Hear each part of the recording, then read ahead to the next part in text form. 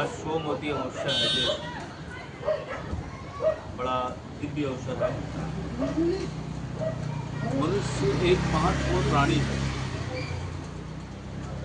उस मनुष्य को समझना होगा, जब पुण्य समाप्त हो जाते हैं तो मनुष्य धरती के ऊपर जन्म लेता है और फिर साधना करता है, अपनी गति को बनाता है।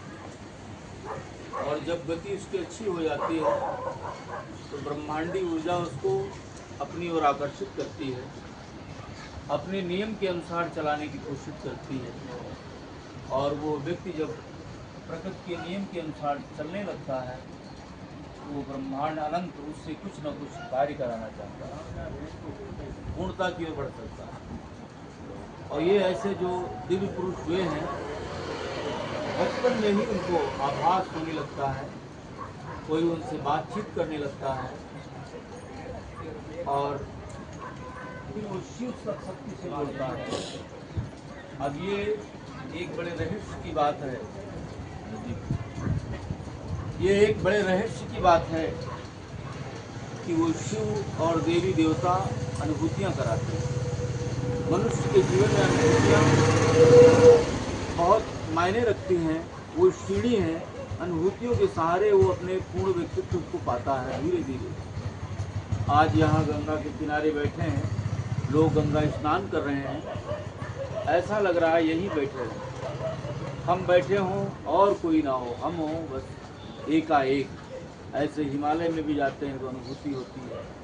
जब कभी मन भटकता है, निराश होता है, तो शिव जी की प्रेरणा आती है, उनकी आवाज़ आती है, उनकी मूर्ति का दर्शन होता है और वो आश्वासन करते हैं तुम जिस रास्ते पर चल रहे हो यही राजमार्ग है, यही पूर्णता तक पहुंचाने वाला है। इसलिए ये मनुष्य शरीर बड़ा महत्वपूर्ण है, बड़े भाग्य से मिलता है।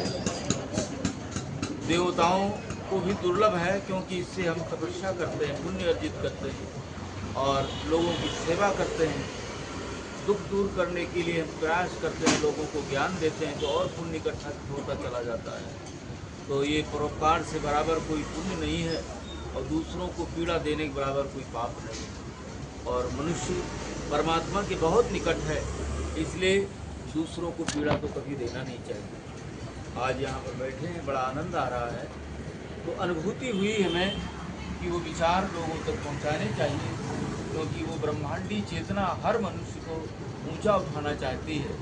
लेकिन हम सब उस परमात्मा की आवाज़ को नहीं समझ पाते हैं और गलत कार्यों में फंस करके बार बार जन्म लेते हैं और बड़े बड़े दुख और पाप के द्वारा अनंत समय तक हम कष्ट भोगते हैं।